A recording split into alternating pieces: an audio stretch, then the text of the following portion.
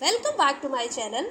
तो friends, I hope जो मैंने स्टडी प्लान बताया है पीजीटी इंग्लिश के लिए वो आप सभी को पसंद आया होगा। एंड आज से हम उसी प्लान के अकॉर्डिंग यानी उसी मास्टर प्लान को फॉलो करते हुए हम अपने रिवीजन को स्टार्ट कर रहे हैं।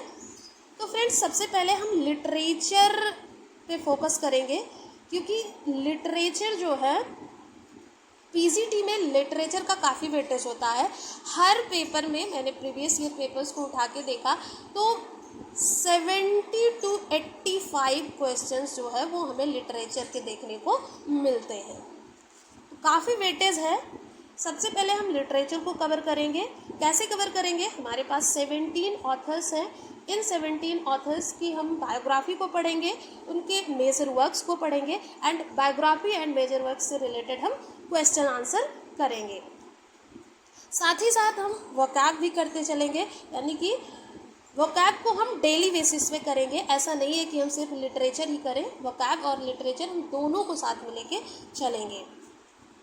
डेली हम वोकैब में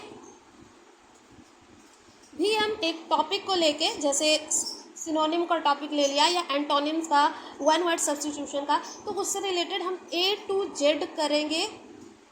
वन वर्ड सब्स्टिट्यूशन या एंटोनिम, सिनोनिम, फ्रेजल वर्ब, इन सभी को। उसके बाद उस पर बेस्ड मैंने कल के वीडियो में बताया था कि हर सेक्शन में, जैसे सिनोनिम का सेक्शन है, एंटोनिम का सेक्शन है, वन वर्ड सब्स्टिट्यूशन का सेक्शन है, इन सभी से रिलेटेड 20, किसी में 22 एंड किसी में 15 ऐसे प्रैक्टिस सेट हमने दिखाए थे। उन सभी प्रैक्टिस सेट को हम कंप्लीट करने वाले हैं।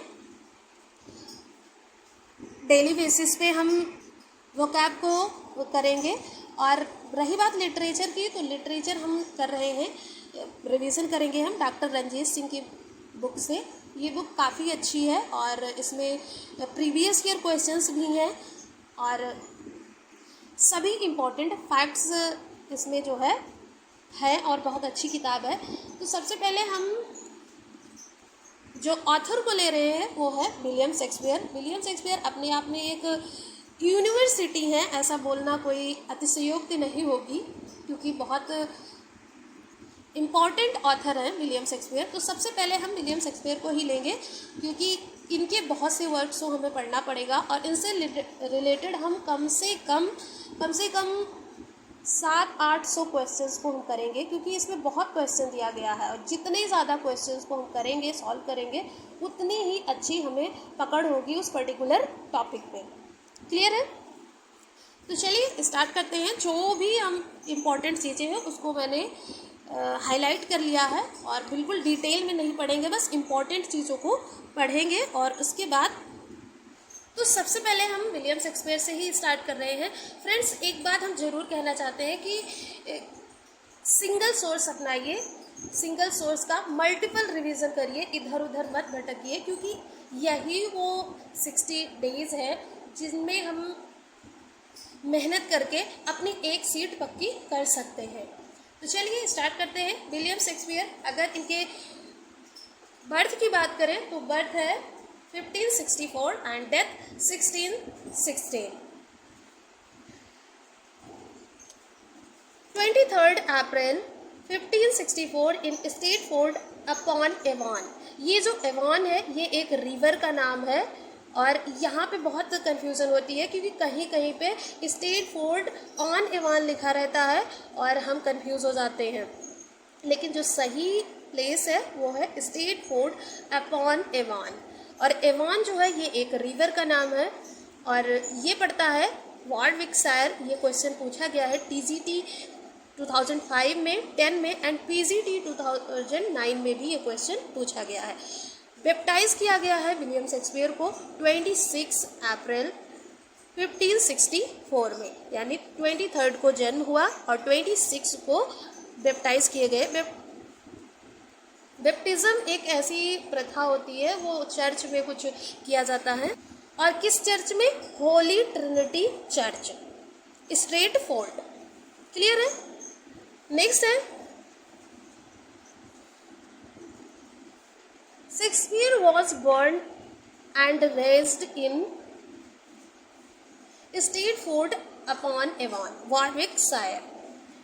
Stafford upon Avon is a market town, ये एक मार्केट टाउन है, and civil parish in the Stratford on Avon district, ये डिस्ट्रिक्ट है ऑन एवॉन डिस्ट्रिक्ट, एंड जो जगह है वो है स्टेटफोर्ड अपॉन एवॉन। तो इन दोनों में बिल्कुल भी कंफ्यूजन नहीं होना चाहिए, बिल्कुल भी कंफ्यूज नहीं होना है।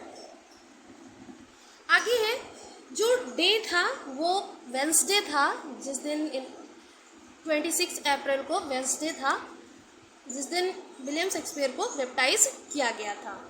आगे है, अगर पेरेंट्स की बात करें तो ये अपने पेरेंट्स के थर्ड चाइल्ड रहे हैं। टोटल 8 सिबलिंग्स रहे हैं, 8 भाई बहन थे, और जिसमें विलियम शेक्सपियर अपने माता पिता के थर्ड सन चाइल्ड रहे हैं। पिता का नाम जॉन शेक्सपियर था एंड माता का नाम मैरी आर्डन था। आगे अगर हम उनके एजुकेशन की बात करें, मेन चीज़ों को ये पढ़ते हुए चलेंगे क्योंकि इतना डिटेल में पढ़ने का अब समय नहीं है। इम्पॉर्टेंट चीज़ों को पढ़ना है और कम समय में हमें कंप्लीट करना है। एजुकेशन, जब ये 7 साल के थे तो इनको ग्रामर स्कूल में भेजा गया, और ये ग्रामर स्कूल स्टेटफोर्ड में ही था। ये एक ऐसा स्कूल था जहाँ पे बेसिक रीडिंग एंड राइटिंग सिखाई जाती थी। तो इसीलिए इनको जो है बेन जॉनसन ने, जो विलियम शेक्सपियर के कॉन्टेम्परेरी रहे, ऑथर रहे हैं बेन जॉनसन, इन्होंने इनको small Latin and less Greek कहा है, और ये क्वेश्चन पूछा भी गया है टीजीटी 2009 में। आगे अगर हम बढ़ें तो विलियम शेक्सपियर के बारे में कहा गया है कि जो इनके वर्क्स हैं, whose works are studied universally at universities, never attend one university himself, कि इनका जो वर्क है वो यूनिवर्सली यूनिवर्सिटीज़ में पढ़ाया जाता है, बट ये खुद यूनिवर्सिटी में कभी नहीं गए। बात अगर हम स्पाउस एंड चिल्ड्रन की करें तो जब विलियम शेक्सपियर 18 ईयर्स के थे तभी इनकी शादी हो गई थी 1582 में मैरी एन हाथवे के साथ। एन हाथवे जो कि 26 ईयर्स ओल्ड रही हैं, and after 6th month Anne Hathaway को एक गर्ल चाइल्ड हुई जिसका नाम सुसेना था। उसके बाद हेमंत एंड जूडिथ, ये दोनों बच्चे रहे हैं विलियम शेक्सपियर के, ये दोनों ट्विंस थे, यानी कि टोटल जो है वो 3 चिल्ड्रन रहे हैं विलियम शेक्सपियर के। आगे हम पढ़ेंगे, इसमें तो कुछ इम्पोर्टेंट नहीं है, वही चीज़ें डिटेल में बताई गई हैं। और फिर यहाँ पे ऐसा बताया जाता है कि विलियम शेक्सपियर ने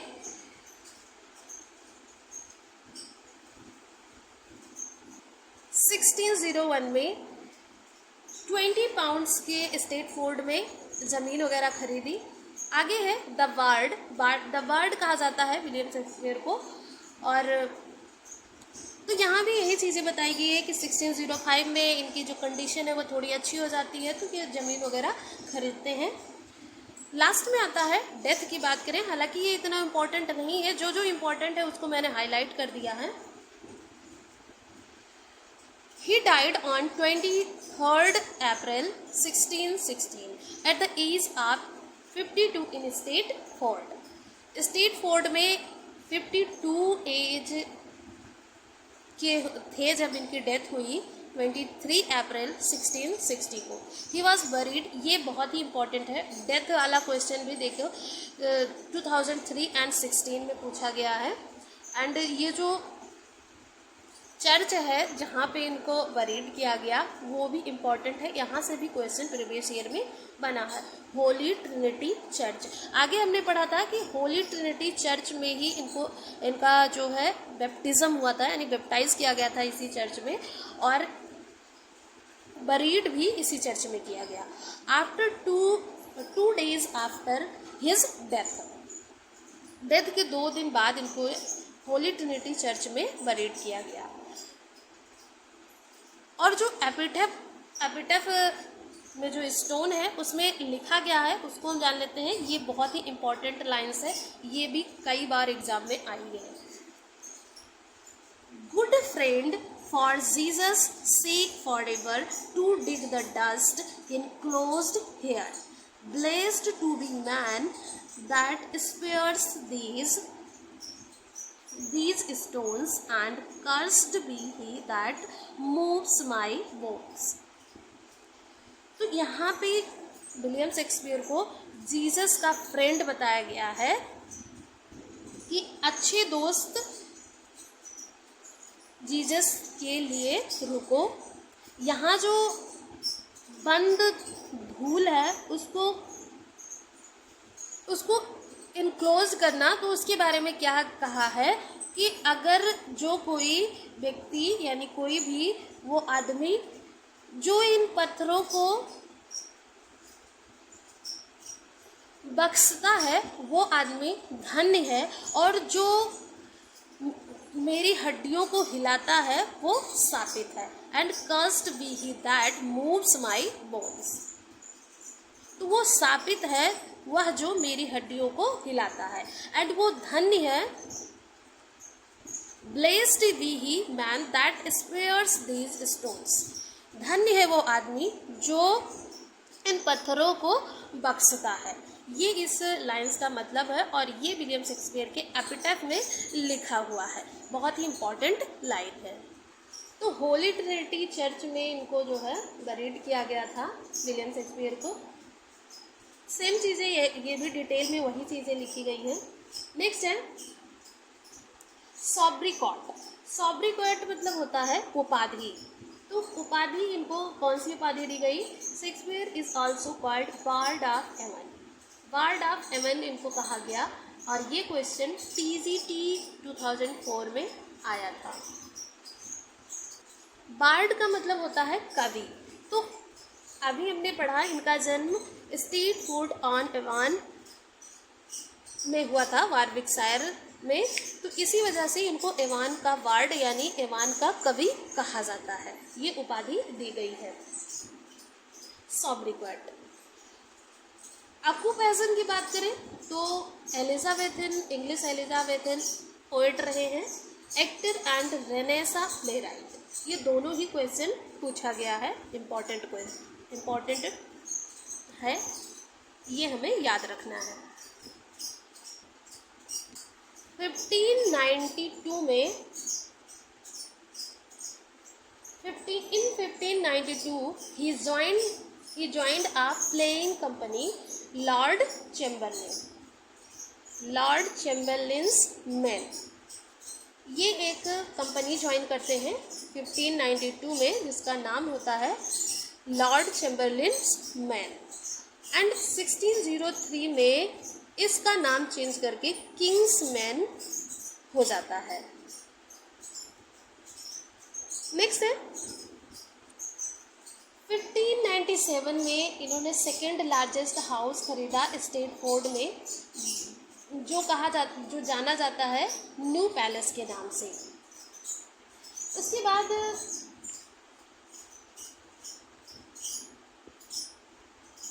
the Lord Chamberlain's man opened the Globe theatre. Globe theatre खोला जाता है किसके द्वारा? द लॉर्ड चैम्बरलिन्स मैन के द्वारा, जिसमें विलियम शेक्सपियर का 10% शेयर होता है। 10% ऑनरशिप होती है विलियम शेक्सपियर की। इसके अलावा भी इनकी एक अदर थिएटर में भी ऑनरशिप रहती है, हालांकि ये नहीं बताया गया है कि उसमें कितने % की रहती है। ब्लैक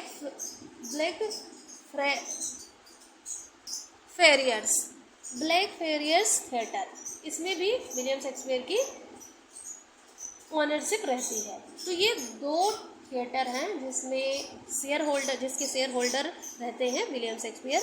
एक तो ग्लोब थिएटर, दूसरा है ब्लैक फेरियर्स थिएटर। ग्लोब थिएटर में 10% का शेयर होल्डर रहता है, एंड ब्लैक फेरियर्स का नहीं बताया गया है। इसके बाद अगर हम पैट्रॉन्स की बात करें तो विलियम शेक्सपियर के वैसे तो बहुत सारे सेवरल पैट्रॉन्स रहे हैं, बट अर्ल ऑफ साउथहैम्पटन, जिनको हेनरी वाइट्सले भी कहा जाता है, ये इनका इनके एक इम्पॉर्टेंट पैट्रॉन्स में से अर्ल ऑफ साउथहैम्पटन एक थे। 1623 में John Heminges and Henry Condell, ये दोनों लोग फ्रेंड रहे हैं विलियम शेक्सपियर के। सॉरी, यहाँ विलियम शेक्सपियर के फ्रेंड नहीं है, दोनों आपस में फ्रेंड थे। Two friends and fellow actors of Shakespeare publish the first folio, और इन दोनों के द्वारा विलियम शेक्सपियर के जो वर्क्स हैं उनको पब्लिश किया जाता है फोलियो में, और फर्स्ट फोलियो आता है 1623 में, जिसमें टोटल 36 प्लेज होते हैं। एंड पेरिकल्स जो है, जिसको हम प्रिंस ऑफ टायरे के नाम से भी जानते हैं, ये इसमें इंक्लूड नहीं रहता है, यानी ये जो प्ले है ये फर्स्ट फोलियो में पब्लिश नहीं होता है।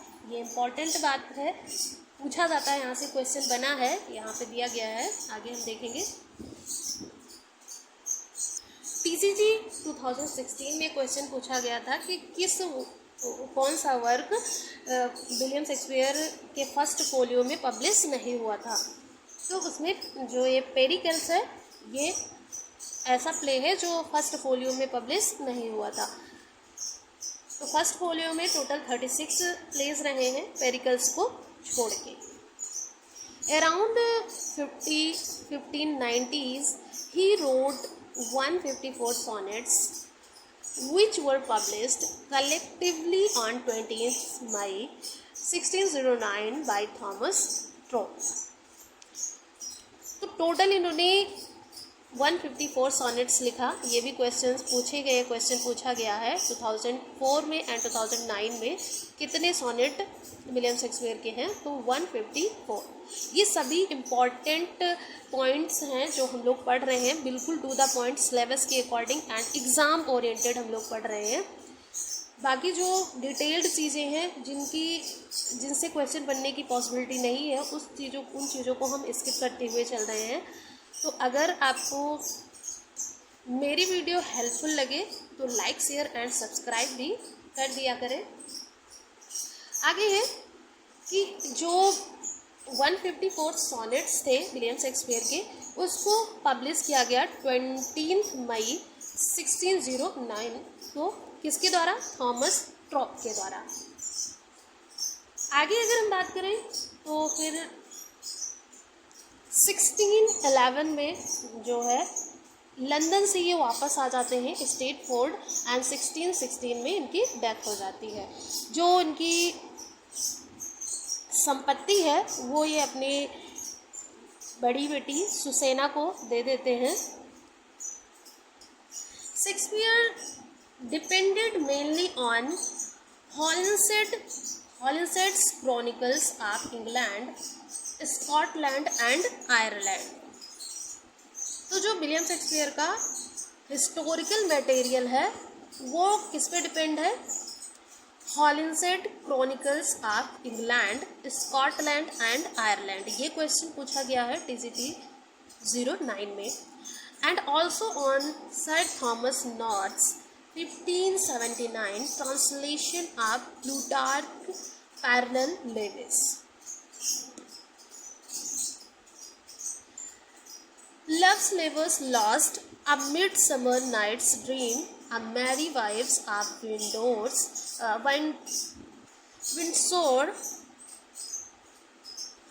and The Tempest। ये सभी वर्क के इन चारों वर्क का जो प्लॉट है वो ओरिजिनल प्लॉट है, at Shakespeare's original plot. His 4 great tragedy में आता है Hamlet, Othello, King Lear, Macbeth. ये सीक्वेंस लगाने को भी आता है जो हम लर्न कर सकते हैं होकम से, HOKM, होकम। Hamlet, Othello, King Lear, Macbeth. Hamlet जो है ये सबसे लार्जेस्ट प्ले है विलियम शेक्सपियर का, लार्जेस्ट ट्रेजेडी है। इससे छोटा ओथेलो है, किंग्स लियर, मैकबेथ। ये बिल्कुल सीक्वेंस में ही लिखा गया है। हिज 4 ग्रेट कॉमेडीज, ये तो हमने 4 ग्रेट ट्रेजेडी को जाना, ट्रेजेडीज, एंड अब हम 4 ग्रेट ट्रेजेडी के बाद 4 ग्रेट कॉमेडीज को पढ़ेंगे। Much Ado About Nothing, 12th Night, The Merchant of Venice, as you like. ये चारों 4 ग्रेट कॉमेडीज हैं। रोमन प्ले कौन कौन सा है? Coriolanus, Julius Caesar, Antony and Cleopatra. ये तीनों वर्ग रोमन प्ले है।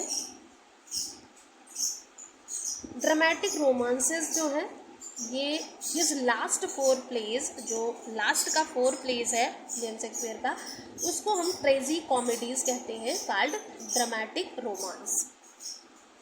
पेरिकस, Cymbeline, the Winter's Tale and the Tempest, ये चारों ही ड्रामेटिक रोमांस हैं। क्लियर है? आगे इन 1896 फ्रेडरिक एस बोस ने एक टर्म कॉइन किया और उस टर्म का नाम था प्रॉब्लम प्लेस। प्रॉब्लम प्लेस, इसको रेफर किया विलियम शेक्सपियर के 3 प्लेस से। कौन कौन सी प्लेस हैं? All's Well and Ends Well, Measure for Measure, Troilus and Cressida. तो ये तीनों ही प्लेस हैं जो विलियम शेक्सपियर के हैं।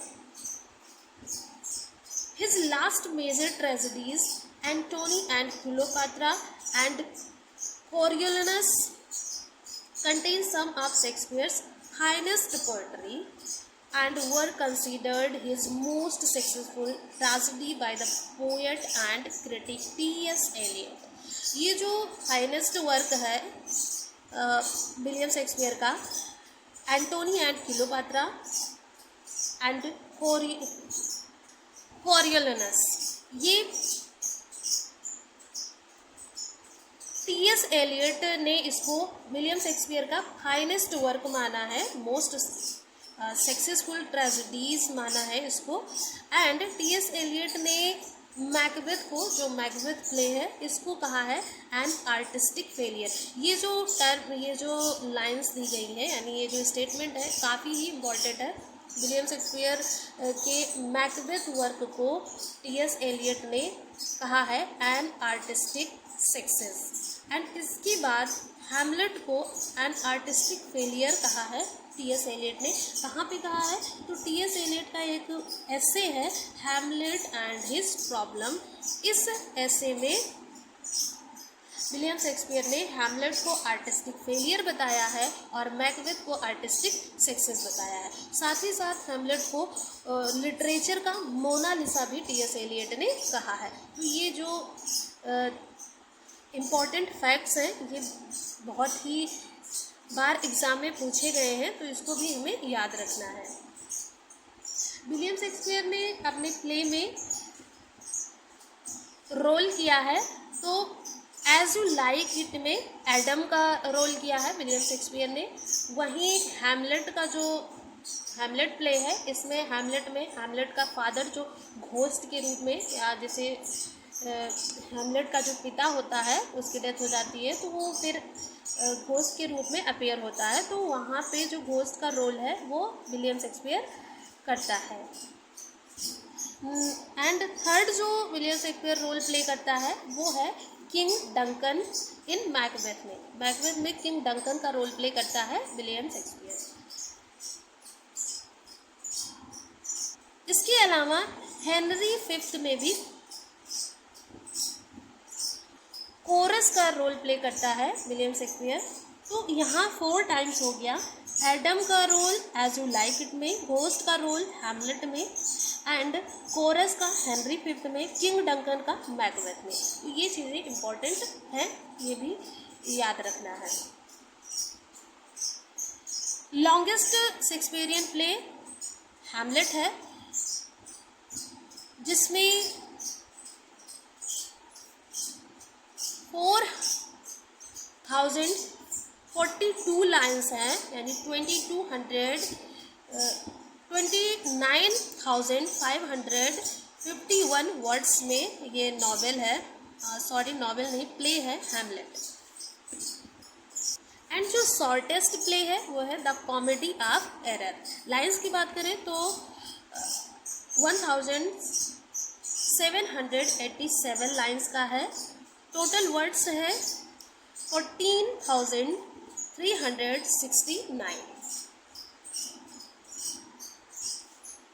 राइमिंग स्कीम सबसे ज़्यादा किस प्ले में देखने को मिलती है, वो भी परसेंटेज में highest percentage of rhyming scheme rhyming lines, तो वो लव्स लेवर्स लॉस्ट में देखने को मिलती है, टोटल 62.2%। नेक्स्ट है मिड समर नाइट्स ड्रीम। इसमें मिड समर नाइट्स ड्रीम में भी जो है 43.4% राइमिंग लाइन्स देखने को मिलती है। क्लियर है? आई होप सभी चीज़ें अच्छे से समझ में आ रही होगी। हम आगे बढ़ते हैं। आगे हम जानेंगे विलियम शेक्सपियर के करियर को विलियम जे लॉन्ग ने 4 पार्ट में डिवाइड किया है, यानी 4 पीरियड में 4 पीरियड्स में डिवाइड किया है।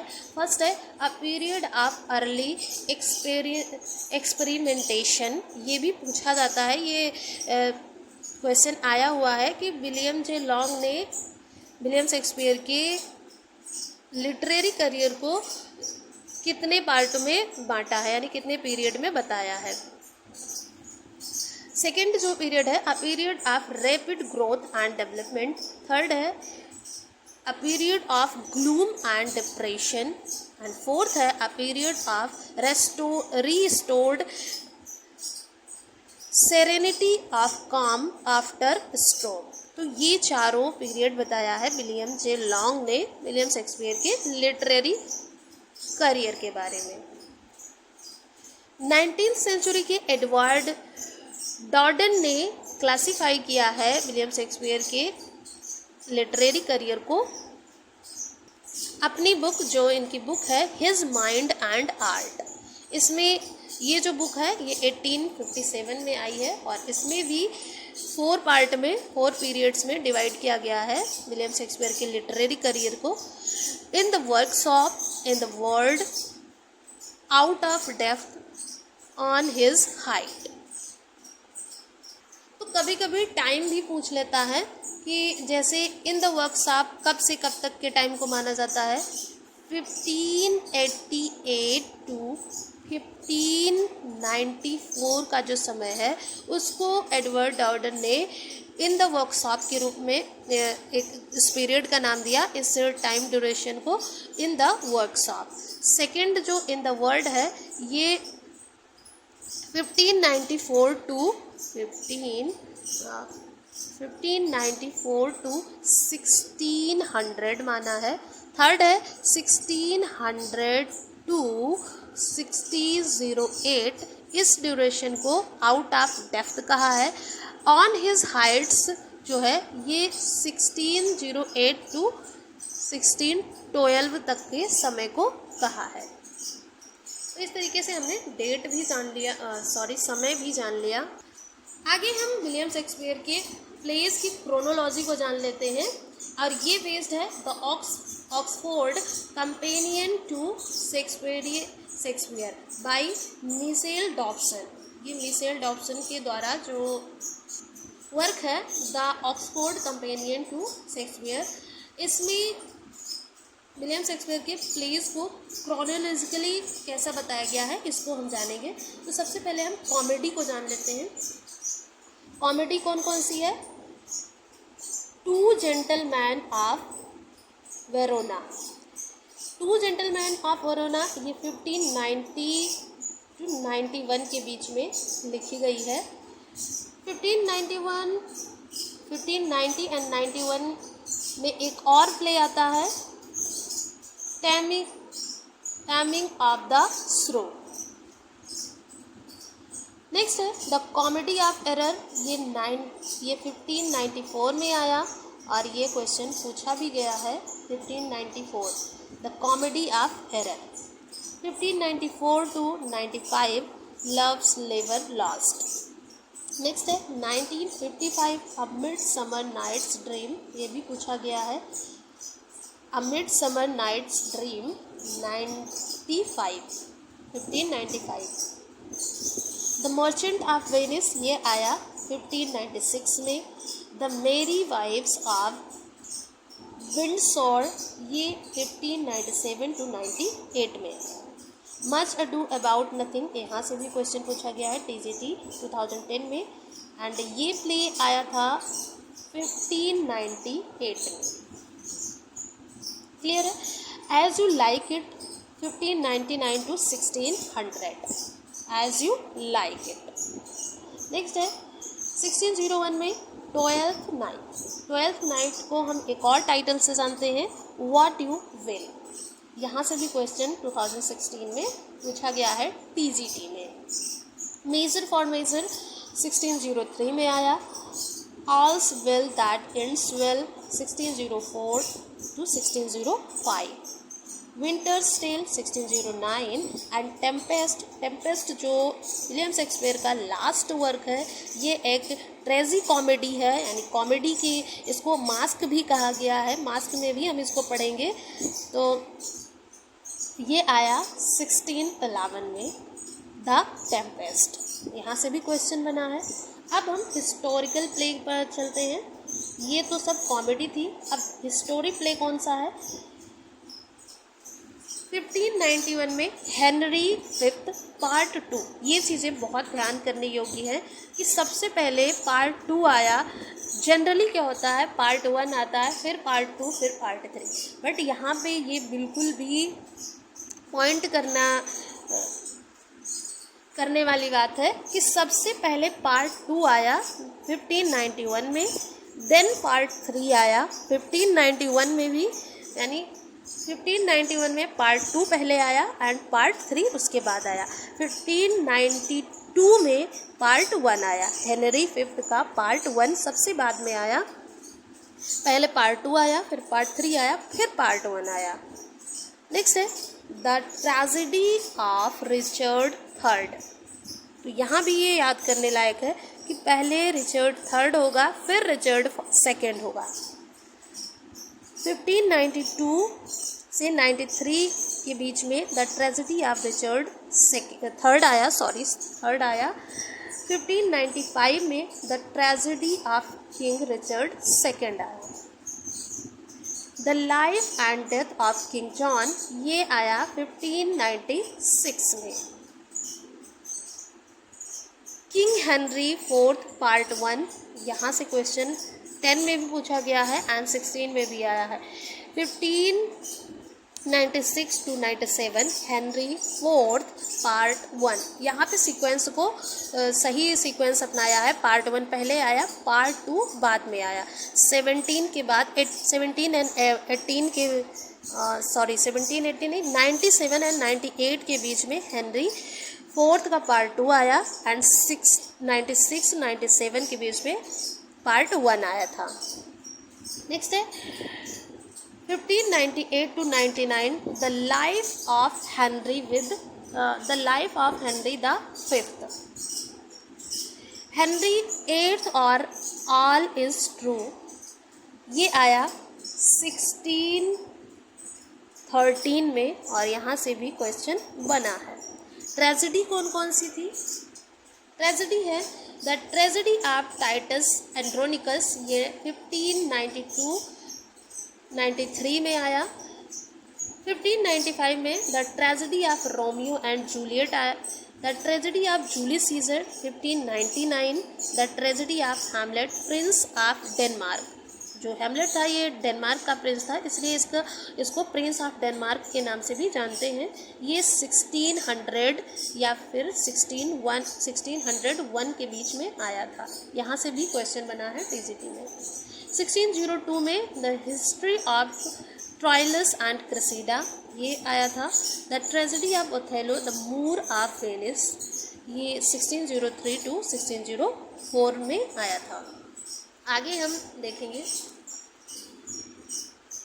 The tragedy of King Lear ये 1605 में आया। The life of टीमन of Athens ये 1605 में ये भी लिखा गया। द ट्रेजिडी ऑफ मैकबेथ 1606 में लिखा गया।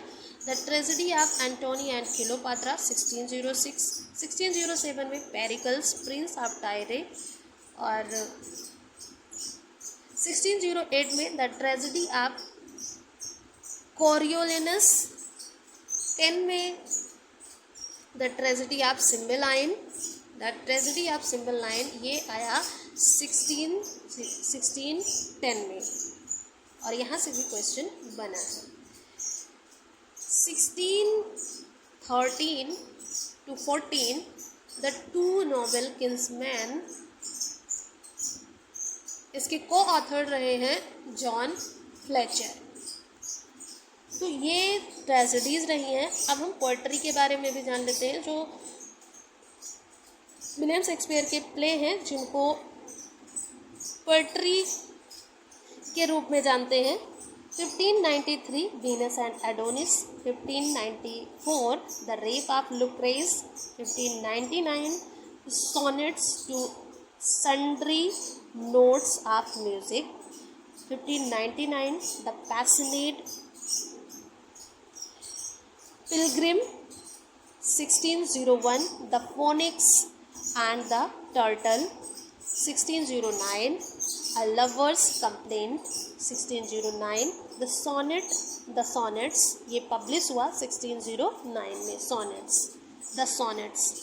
1612 में Funeral Elegy by William Shakespeare. तो ये सभी वर्क्स थे कॉमेडी, ट्रेजेडी, हिस्ट्री, पोएट्री, यानी poetical play, historical play, comedian play, tragic play. इन सभी प्ले को हमने जाना कि कौन कौन सा प्ले किस फॉर्म में लिखा गया है। आगे हम फोलियो एंड कॉर्टो से बात करेंगे, कॉर्टो की बात करेंगे। तो 16th एंड 17th सेंचुरी में जो वर्क पब्लिश होते थे वो कॉर्टो एंड फोलियो फॉर्मेट में पब्लिश होते थे। कॉर्टो जो होता था ये छोटा होता था, इसकी साइज छोटी होती थी, और folios are large tall volumes. Quartos are smaller रफली हाफ द साइज। फोलियो क्या था? A folio is a book in which each sheet infolded over only once through the middle, forming 2 leaves or 4 pages. The first folio has 454 leaves. Quarto क्या है?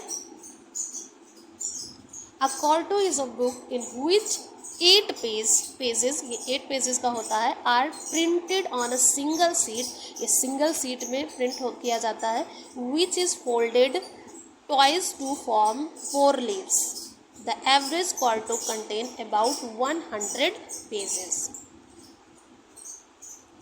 जो first folio आया था 1623 में, second folio आया 1632 में, थर्ड फोलियो आया 1663 में, एंड फोर्थ फोलियो आया 1685 में। टोटल 4 फोलियो आए हैं विलियम शेक्सपियर के वर्क के।